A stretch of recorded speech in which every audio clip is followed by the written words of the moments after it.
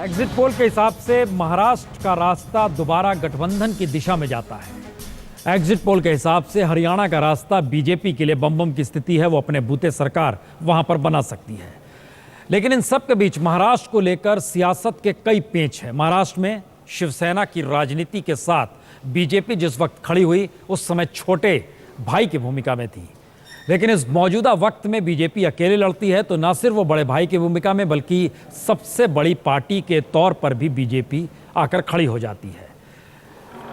सियासी लड़ाई में सिद्धार्थ नाथ सिंह जी, एक नहीं 3 सवाल हम आपसे करेंगे, लेकिन पहला सवाल यही, क्या मराठी मानुष की राजनीति का अब इस चुनाव में अंत हो गया?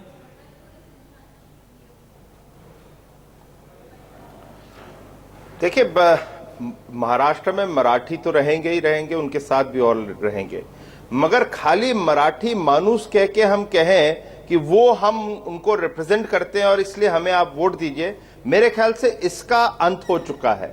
जो मराठी भी हैं उनको भी चाहिए कि यहाँ पर डेवलपमेंट हो, अनएम्प्लॉयमेंट खत्म हो, नौकरियां पैदा हो, यहाँ पर भी विकास हो, एक सुशासन की एक सरकार चले, और इस तरह की जो सोच है, जो सकारात्मक सोच है, उसका जो बीज जो बोया गया था आज से कई सालों पहले, वो आज सामने हमें पेड़ की तरह दिख रहा है। और उस पेड़ को कोई सिंचाई मतलब पानी डाल सकता है ठीक से, वहां पर उन लोगों को भारतीय जनता पार्टी दिखती है और नरेंद्र मोदी दिखते हैं। तो इसलिए चाहे वो मराठी हो या नॉन मराठी हो या जो भी होएगा, उसको डेवलपमेंट की राजनीति समझ आ रही है। क्या ये बाला साहब ठाकरे की विरासत की राजनीति का अंत हो गया?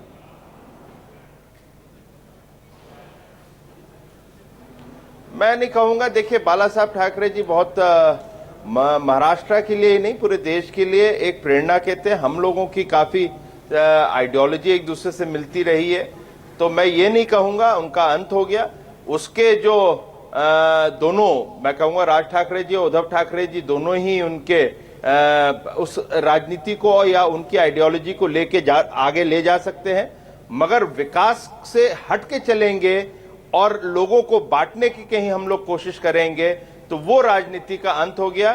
ठाकरे जी भी बहुत बड़े, उन्होंने भी प्रेरणा दी, समय समय पे दी, उस समय की परिस्थितियों के आधार पे दी, मगर महाराष्ट्र कैसे मजबूत हो वो उनका नंबर 1 एजेंडा था। और महाराष्ट्र आज के दिन पे नंबर 1 हो सकता है कि आप जब गुड गवर्नेंस देंगे और डेवलपमेंट करेंगे तो महाराष्ट्र नंबर 1 बनेगा।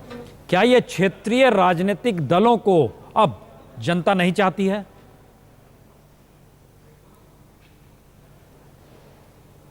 देखिए, क्षेत्रीय राजनीतिक दल के एक परिस्थिति ने परिवर्तन आया है।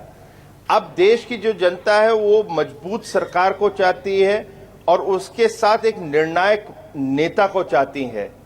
अब वो उनको सब मोदी जी के अंदर दिखता है, भारतीय जनता पार्टी के अंदर दिखता है, तो ये एक माहौल बदलता हुआ दिख रहे हैं। मगर जो भी नेशनल पार्टीज होंगी, वो जो रीजनल एस्पिरेशंस होंगे, उनके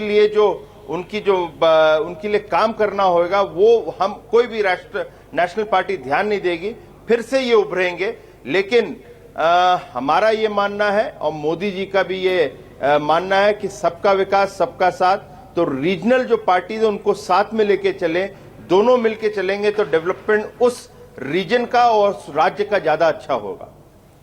सुरेश सावंत जी, क्या यह माना जाए कि एमएनएस के पास ऐसा कोई फार्मूला नहीं है जिससे वो काउंटर कर सके या अपने आप को जिलाए रखने के लिए एक क्षेत्रीय अस्मिता का सवाल अब एक नए तरीके से खड़ा कर सके, या है? आपको क्या लगता है? बिल्कुल है। राज साहब ने इसी मुद्दे को लेकर महाराष्ट्र की विकास आराखड़ा लोगों के सामने पेश किया था और इस विकास आराखड़ा को लेके ही हम जो क्षेत्रीय राजनीति का जो ये है उसकी मांग कर रहे हैं। हमें ऐसा लग रहा है कि जो पार्टी सेंट्रल में रूल करेगी और उसी पार्टी को अगर स्टेट में रूल करना होगा तो काफ़ी डिसीजन में फ़र्क पड़ता है। हमेशा जो क्षेत्रीय पार्टी होती है उनका अपना खुद की सोच होती है और उनको जिस कहते कि उनको खुद के कोई कंट्रोल अपने खुद के हाथ में रहते हैं, उनको किसी के पास गिड़गिड़ाना नहीं पड़ता है। इसलिए राज साहब की सोच है कि क्षेत्रीय जो राजनीतिक दल हो राज्य में, तो उससे अच्छा ही फायदा होता है।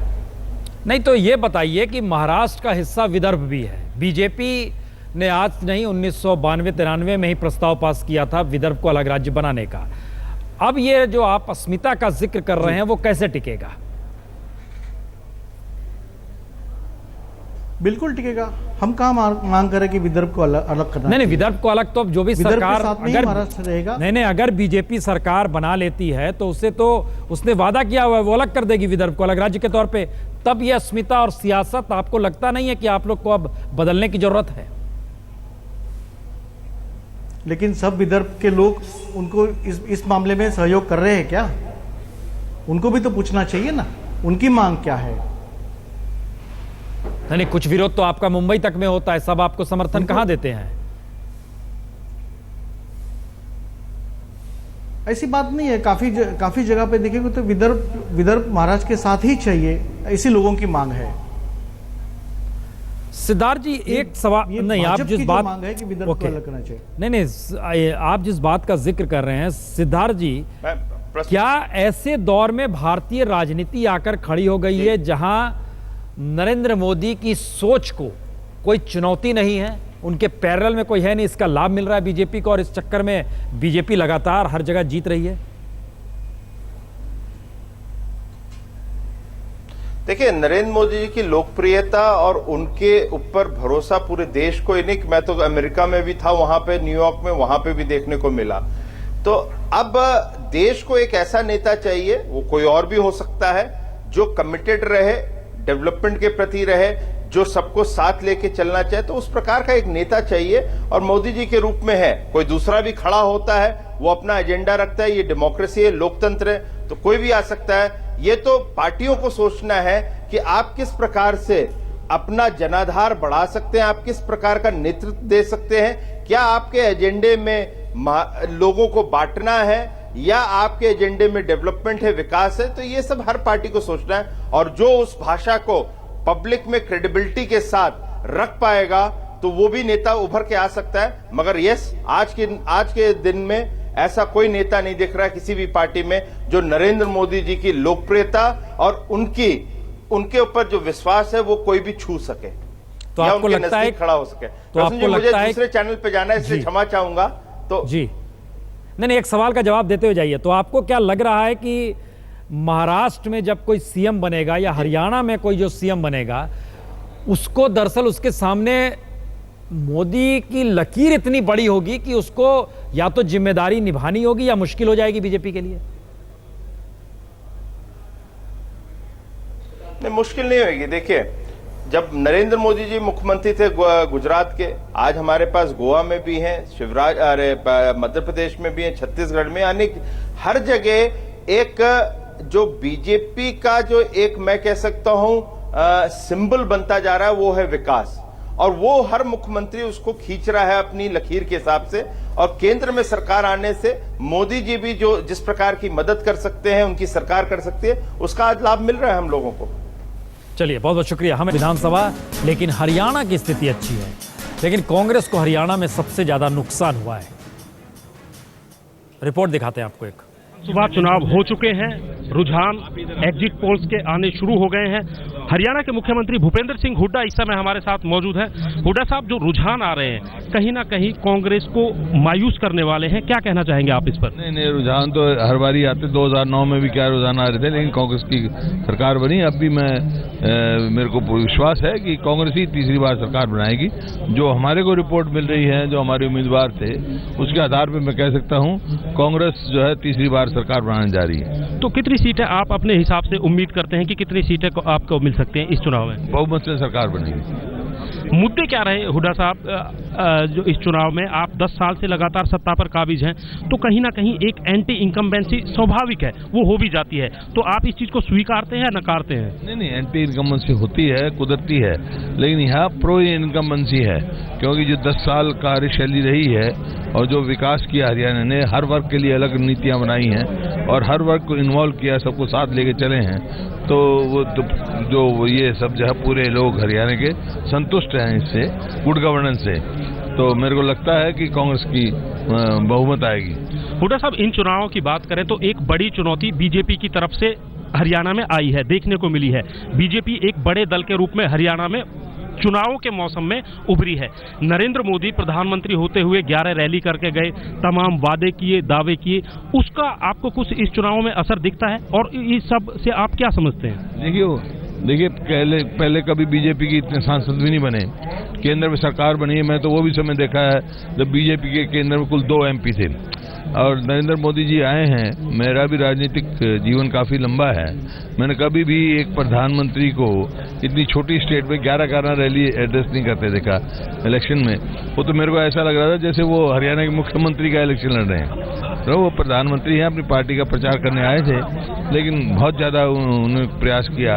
और ये बात ठीक है कि पहले से बेहतर बीजेपी की परफॉर्मेंस रहेगी। पहले तो हमारे 4 ही मेंबर थे उनके, तो बेहतर की होगी, अच्छी परफॉर्मेंस रहेगी। लेकिन लगता नहीं है कि बीजेपी सरकार बनाने के मूड में है या फिर किसी अन्य दल से समझौते की सरकार तो कांग्रेस की पार्टी की बनेगी, बहुमत से बनेगी। तो हरियाणा के मुख्यमंत्री भूपेंद्र सिंह हुड्डा आश्वस्त हैं कि इस बार भी तीसरी बार हरियाणा में कांग्रेस की सरकार बनने जा रही है और जो रुझान है या फिर एग्जिट पोल के नतीजे हैं वो कहीं ना कहीं गलत साबित होंगे। कैमरामैन ओम रांटा के साथ सत्येंद्र चौहान, रोहतक, आज तक। जाहिर है आखिरी वक्त तक भरोसा टूटना नहीं चाहिए, उम्मीद जानी नहीं चाहिए। और भूपेंद्र सिंह हुड्डा हैट्रिक बनाने की अगर सोच रहे तो इन सबसे इतर कहीं मुश्किल सवाल कांग्रेस के सामने और शायद केंद्रीय नेतृत्व के सामने कांग्रेस की यह है कि हरियाणा को उसने लगातार एक आदर्श राज्य के तौर पर लोकसभा चुनाव में भी पेश किया था। तो ऐसे में एग्जिट पोल के फैसले तो हार दिखा रहे कांग्रेस को, और 19 तारीख को भी हार होती है। तो कांग्रेस के सामने एक वैचारिक अस्तित्व का संकट भी है और सरकार कैसे चलाई जाए इसका भी संकट है। बीजेपी के नेता और विद्या चौहान जी एनसीपी की नेता हमारे साथ जुड़ चुकी है। शाइना, क्या ये माना जाए कि अगर एग्जिट पोल के लिहाज से भी देखें बीजेपी सिंगल लार्जेस्ट पार्टी बन रही है, तो क्या ये आने वाले वक्त में महाराष्ट्र की राजनीति को पूरी तरीके से बदलने की स्थिति पैदा हो रही है? हम उम्मीद करते हैं कि बदलते हुए हम लोगों की ज़िंदगी को भी बदल सकते हैं। और मैं मानती हूँ कि चाणक्य का जो रिपोर्ट हमेशा बैंग ऑन रहा है, हमेशा हमने देखा है कि उनके आधार पे जो निर्णय तक वो पहुँचते हैं वो लगभग सही होता है। तो 150 के ऊपर उन्होंने दिया है भारतीय जनता पार्टी को। मैं मानती हूँ कि भारतीय जनता पार्टी को आज जो एक स्थिर सरकार के रूप में गुड गवर्नेंस के मॉडल के आधार पे केंद्र में जो सरकार है वो ही डुप्लिकेट करना है महाराष्ट्र प्रदेश में। तो जनता के साथ कोई विश्वासघात न करते हुए लक्ष्य सिर्फ हमने दिखाया कि जो महाराष्ट्र प्रदेश नंबर 1 पे था आज 6 नंबर पे है। वहाँ हमने देखा कि लगातार हमारे कैंपेन में कोई नकारात्मक राजनीति में न जाते हुए सकारात्मक रूप से ये कहना किस ढंग से हम बेरोजगारी को ख़त्म करेंगे, किस ढंग से हम देखेंगे कि फार्मर सुसाइड्स की समस्या जो है उसका हल हो, इंफ्रास्ट्रक्चर प्रोजेक्ट्स जो कभी कंप्लीट नहीं हुए। और कांग्रेस और एनसीपी की भ्रष्ट शासन काल में हमने देखा एक चीज़ ज़रूर कि महाराष्ट्र प्रदेश गया था नंबर 1 पे भ्रष्टाचार के आरोप में। और ना सिर्फ आरोप, बहुत सारे ऐसे मुद्दे थे जिससे लोगों को एक ढंग से लोगों के साथ विश्वासघात हुआ।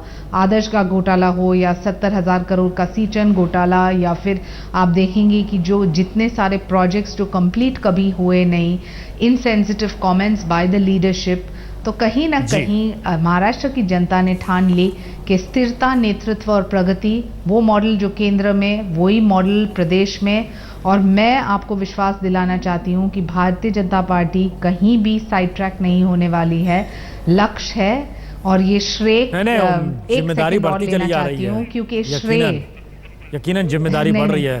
विद्या चौहान जी, जिम्मेदारी के साथ साथ मैं श्रेय देना चाहती हूँ अमित शाह जी का जो ऑर्गेनाइजेशनल स्किल है जी, ऑर्गेनाइजेशनल स्किल जो अमित शाह जी का है वो एक मास्टर स्ट्रेटेजिस्ट हैं।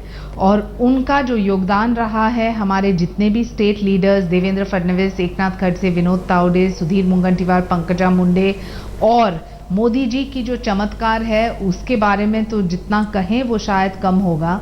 लेकिन चमत्कार हमें लगता कौन सा है है? कि जो लोगों ने बोल वचन देखिए, आपके जो बोल वचन 15 साल चल रहे हैं, जो आपने बहुत काम किया तो अच्छे नतीजे आपको आएंगे 19 तारीख को, लेकिन हमारे मंत्री इतने असंवेदनशील नहीं है जैसे कि आपके आर पाटिल, जो कहते हैं कि बलात्कार करना ही है तो इलेक्शन के बाद करना कीजिए, जो आपके NCP जी, नेता कहते हैं कि पानी शाइना नहीं जी। है तो मैं क्या करूं।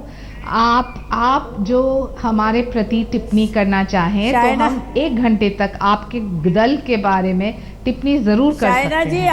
आप बहुत ही बात कर रही है, मैंने बहुत सुन लिया आपको। मैं आपको बताना चाहती हूँ कि आप भाजपा की परिस्थिति ये थी कि उनके पास महाराष्ट्र में 288 कैंडिडेट्स नहीं थे खड़ा करने के लिए, और आज ये आपका सर्वे बता रहा हमारा है कि संगठन 124 से 138 तक आपको मिलेगा। ये तो सरासर गलत है। जहाँ तक मैं महाराष्ट्र से जुड़ी हूँ और महाराष्ट्र के हर ग्रामीण खेड़े में, विलेजेस में घूमती हूँ, मुझे अच्छी तरह से मालूम है कि भाजपा की क्या ताकत है। आप आर पाटिल के लिए बात कर रहे हैं, आप अजीत दादा के लिए बात कर रहे हैं। आप पहले पूछिए देवेंद्र फडणवीस जी की उनकी आज हालत क्या है। उनको आज शायद नींद नहीं आएगी, इस तरह से उनकी परिस्थिति है। और आप बार बार झूठ बोल रही है। मैंने दूरदर्शन पे भी आपकी बातें सुनी देखिए, कि उम्मीद अमित शाह पे जी क्या है, दुनिया, नरेंद्र मोदी जी उम्मीद क्या है, पे दुनिया, नरेंद्र मोदी जी को उम्मीद पे दुनिया महाराष्ट्र की कायम गलियों है। में आप घूमना आपके पड़ा। नकारात्मक राजनीति आपने बहुत किया 15 साल। आप क्यों टिप्पणी कर रहे हैं हमारे ऊपर? आप बताएं आपका विजन प्लान क्या है? और गुजरात आप गुजरात का कौन सा नंबर है बताइए ना। 14 नंबर पे है गुजरात, 14 नंबर पे है गुजरात। हम महाराष्ट्र एक यहाँ नंबर पे गुजरात था। का जिक्र ही आप नहीं जो कर बोल रहे हैं, हो आप सही है। डिफेंसिव पे जाते हैं। क्यों नहीं आप करेंगे? लगातार कहते हैं कि गुजरात- मोदी जी ने गुजरात क्या का किया। जिक्र करके मुझे बताएं, गुजरात जो का- आपने इतना गुजरात का कुछ सक्षम भी काम नहीं किया दंगों तो के सिवा। मोदी जी ने दंगों के सिवा कुछ भी देखिए, नहीं मैं- किया, और उसका पुरावा अमित शाह जी खुद है। आप क्यों बोल रही है? और महिलाओं शायद के इसलिए अत्याचार वो जितने सबसे गुजरात में हुए, देखिए, माइनॉरिटी जो हम लौटते हैं एक इंटरनेशनल लीडर के रूप में आज तो शांतिपूर्ण वक्तव्य क्या दिन था, आज तो वोटरों का दिन था। आज हम लौटते हैं इस चर्चा पर। यह बेहद दिलचस्प स्थिति है, लेकिन उम्मीद पर दुनिया कायम है। एक तरफ शाइना ने जिक्र किया, लेकिन दूसरी तरफ यह भी था बहुतों के लिए वाकई आज की रात नींद आएगी कैसे, ये बहुत मुश्किल का सबब जरूर है।